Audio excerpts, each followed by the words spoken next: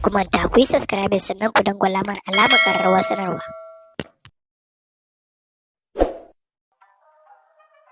Allah sarki, Fatima kenan ɗalibar da aka yanke wa kafa ɗaya sakamakon taka ta da mota da aka yi a yayin bikin kammala zana jarrabawa a Sokoto ta soma takawa. Amma kafin kawo muku cikakken bidiyon da yadda take takawa a asibiti, in yau ne farkon kasancewa ku da wannan tasha ta mai albarka, sai ku yaƙuri don Allah da Annabi ku danna mana subscribe, kana ku danna alamar ƙararrawar sanarwa domin samun sababbin shirye-shiryenmu da tsaron mun dora. Lallai tsautsayi baya wuce ranarsa, inda wannan ɗaliba wato Fatima ta samu tsautsayin da aka yanke mata ƙafafuwa sakamakon taka ta da abokin karatun ta yi a yayin murnar kammala jarrabawarsu ta NECO, inda tsautsayi sa ya bi ta kan ƙafafuwanta, wanda a yanzu haka an yanke su.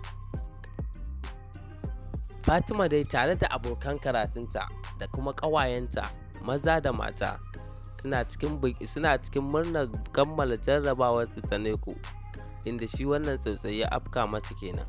Amma dai bari mu kawo muku cikakken bidiyon ta na yadda take takawa asibiti da kuma ƙarin bayani a wajen makusantanta. To jama'a, alhamdulillahi, Fatima tana da ƙarfin imani ga dukkan alama.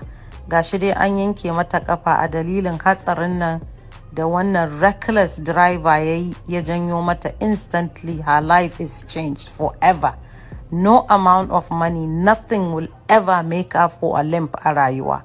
Amma Allah ya ƙara mata imani, Allah Ubangiji ya mata jagora, Allah ya maida wannan alkhairi a gare ki yarinyar nan.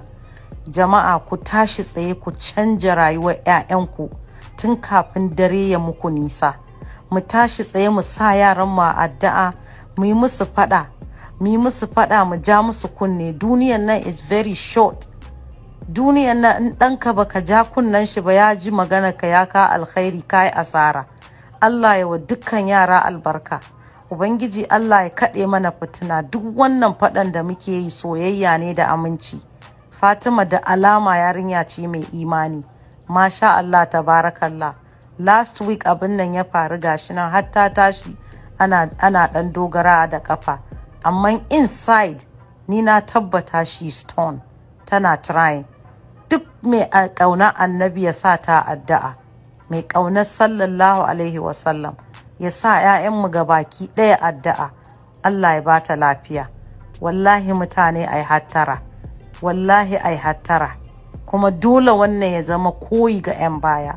Dole mu tashi tsaye mu yaƙi irin wannan abubuwan da suke ɓata mana al'umma.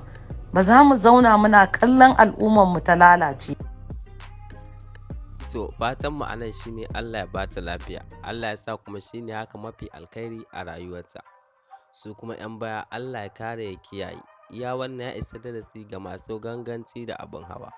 Fatan mu shine Allah ya tsare ita kuma Allah ya bata lafiya, Allah ya sa kafara ce duniya da lahira.